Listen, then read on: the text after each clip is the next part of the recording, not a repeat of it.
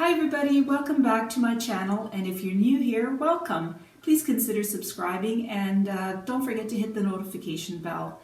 Today I'm going to be working on another vinyl record. I wanted to show you what happens to them after I finish. They turn into clocks. And here's one. It's quite pretty. You can see the shimmer. I think you can see it there. There you go. It's quite beautiful. So let's go paint. So here's the vinyl record. I've taped off the back, and now I'm just going to paint it white on the front. Be right back. Okay, so I've painted the vinyl record in just white, and I've mixed my colors. This is a navy blue, but it's got a bit of gray in it. And then I'm going to use a terracotta color. It's actually called cinnamon. Very nice color. And then this looks kind of white, but it really is a very light gray. And I've mixed them up with Floetrol. So here we go.